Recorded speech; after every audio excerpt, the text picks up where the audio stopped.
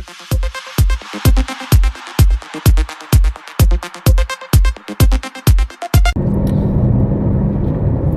guys, Bob here, and I've come up with a question.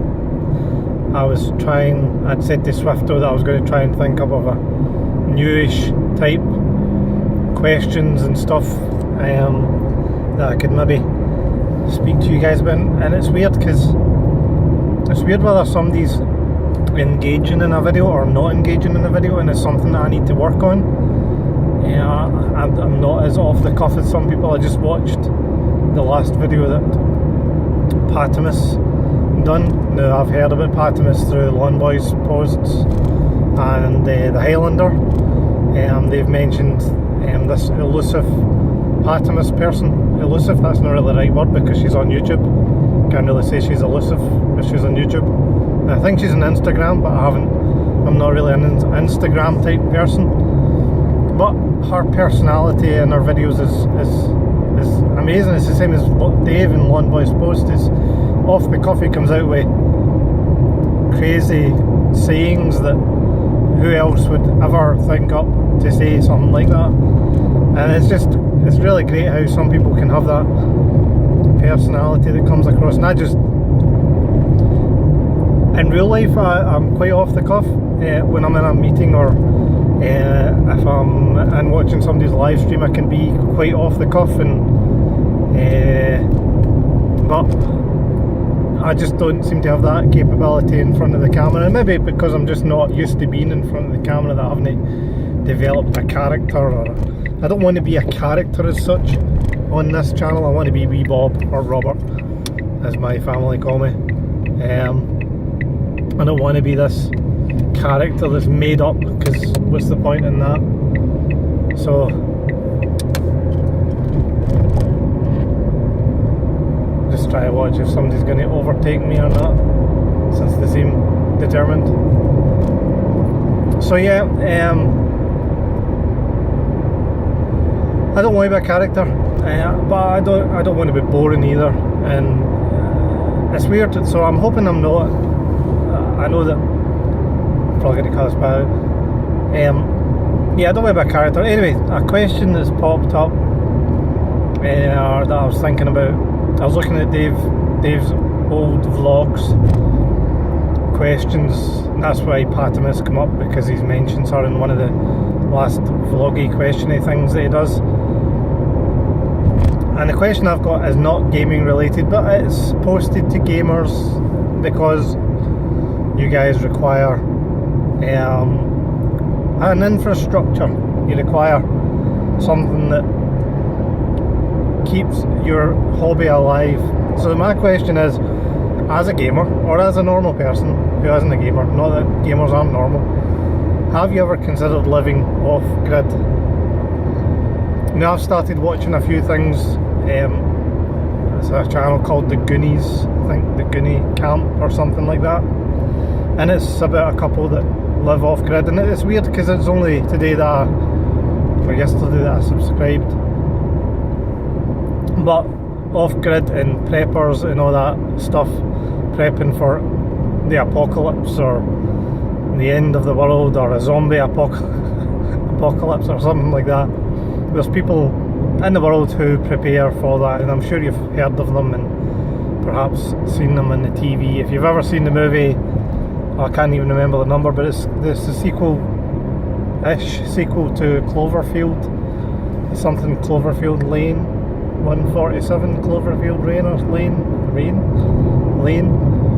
Surprisingly, it's a bit kind of chemical acidy rain, maybe. Anyway, that's a prepper who's built a nuclear shelter, and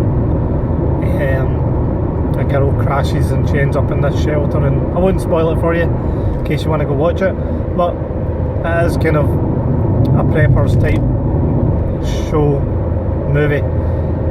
So this off-grid question has been something, living off the grid is something that has allured me since being a kid, and I might, it depends whether I can get enough out of my mouth between now and the time I get home, but I first was interested in being off the grid when I was probably very young, and it was probably before I was 10, and I used to want to live on an island with a lighthouse on it. It's just something that is built into me. And there was a story that either my dad told me or my mum told me, and I tell my kids this story. It's about a kid who lives in a lighthouse, and his mum and dad get kind of lost. And Doug the Pug thing that I did was a wee bit loosely based on that. So yeah, I've had this off-grid yearning inside me for a long time, and I've tried. I guess I've tried a few times to do something about it, you could say. Going to Australia was a wee bit kind of living off-grid in terms of being off-grid from any familiarity. And so yeah, it's just, I watch Bear Grylls. I know he's not, he get flamed for being a bit fake, and I watch the Island show, which I don't believe is fake entirely. I know they've got backup systems and stuff, but when you see some of the state of it they come out that programme, like, it's quite amazing. And then I've watched some other shows. There's one called The Clock or something like that, which was like people being dumped in the middle of nowhere and having to survive off-grid. And it's just, there's another guy, but for the life of me I've been trying to remember his name and I can't remember his name. He's a British guy. He has a show called, it's not even going to enter my brain. What's his show called? Well, you've got the likes of Ray Mears, who does like shows like that. You've got Bear Grylls, and you've got, oh man, it's really annoying me that I can't remember his name. Anyway, he goes and visits people who live in unique areas, and he goes all over the world and does this, and I've watched most of his show. And it's just something that's always been a lure to me, this ability to, the weird thing about doing YouTube is that I am a very introverted person. I don't like socialising. It's not that I don't like socialising, it's just not something I seek to do. So when I'm in a social situation I usually quite enjoy it, but it's not something I go out my way to make sure I can socialise with people on a regular basis. And at the moment I'm going through a period in my life where I don't want to see people, that I don't want people coming to see me. People have messaged me and I don't want to message them back, and it's just it's something I've not experienced to this level before, and it does all, to my mind, stem back to this yearning inside me to be isolated. Now I love my family, as in my wife and my kids, and I would definitely want to live off grid with them, but there's disadvantages to that. I guess it's when you watch the Alaskan shows and there's a local town but you've got to go and travel, but you're pretty much in the middle of nowhere. There's something very endearing about it. As a gamer, I require electricity. As a person who likes YouTube, I require electricity to charge my phone, and it's almost like I think phones and mobile phones and the communication that we have these days can turn into being a noose around our necks. I mean, I would love to be able to choose all the features that appear in my phone without feeling guilty about turning off particular features. So the way I am just now, if I could block every one of my contacts and not have the ability for people to get in contact with me, then I would probably do that. But in our society that's frowned upon, and for me I am just not, I don't know, there's something detached about the YouTube community that I like. Now I would like to go back to the days of standing in front of, not that I ever did this, I did with my brothers or my sister, standing in front of an arcade machine with somebody standing by your side, and there's something to be said for that, but there is just something inside me that would love to live in isolation. Not in complete isolation. I mean, it was quite weird because there's an island off the coast of where I live called Ailsa Craig, AILSA space CRAIG, and I went up for sail recently, and it's where most of the curling stones come from. And I went up for sale for it was about £1 million or something like that. Not that I've got £1 million, because I definitely don't. But just, I don't know, I was watching, I went onto Rightmove and I was looking at the pictures, and it had its own wee helipad and things like that, and I just thought, wow, that just sounds amazing to me. And I had all these stories going through my head, or daydreams are going through my head about living on that island and literally there being no sound other than the big seagulls that are squawking like mental, and the ocean coming in, and obviously general noise from aeroplanes and stuff like that. But ultimately it's isolated, but not totally isolated. And will I ever do something like go and live off the grid? I doubt it. I would love to have the bravery to go do something like that, but having went to Australia and had to come back,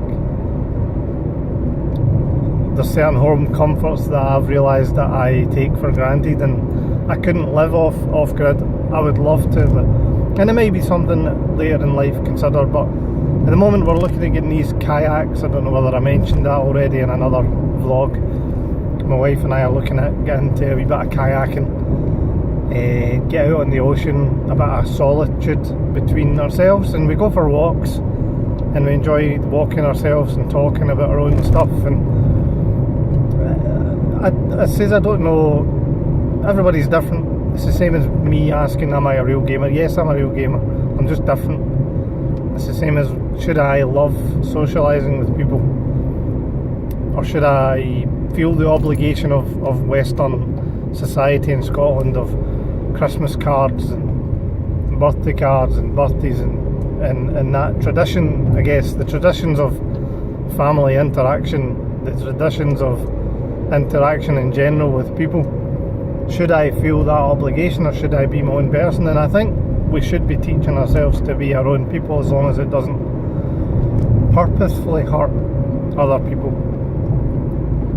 And living off the grid has that lure. I mean, my wife's quite into animals, and I know that if we could afford, and if we could get some land, if we could have a wee house with some land, and she could get some chickens and some animals that she could rear and grow food and stuff like that, I think she would love to do that. My oldest daughter, she loves horses, and I think she would love it as well, and it might be something that we consider another time. I mean, my job might come to an end, and the next house that we look at might be better being in a more open field area, in a more open type area. Ben, something's the name of the guy, Ben Fogel. I knew it was in there somewhere. So Ben Fogel does his off-grid living programs, and they're really good. I really enjoy them, and you can see he's got this thing inside him that he would love to try and do it, but he's somehow hooked into Western living, Western society, and it's a hard bond to break, and I think there's many strings to that bond, and we would love to just sever some of them without hurting people, but we would love to keep some of the comforts that we actually enjoy. But when you see people out in these areas and they're having to go and use what they've got, plastic bottles to collect rainwater, and setting up gravity feeds and ingenious ways of getting electricity, there's just something about it that in sliding door world, if you could slide the doors and try that life out for a while, I would love to. It'd be great to just go, right, that's what I'm going to do for the next year, and if I like it, I'll do it forever, without like being able to like walk into the place, and then if it doesn't work out, you just walk back to your life as it was without any major hassle. When we went to Australia, we sold our house, we packed up all our belongings, we shipped them, we rehomed our pet, and we made major changes to our life to go to Australia. And it's a bit of a difficult pill to swallow, knowing that you've put in so much effort to go there, it hasn't worked out. And it doesn't mean that we won't do it again, but if we did do it again, we're going to have to do very similar major changes to life, and then we're going to have to cope with what life brings. And it's when you get to the stage in life like we have been for the last 6 years, quite comfortable, got a job, got money in the bank, got a house, no real worries financially, trying to go and change that doesn't always work out.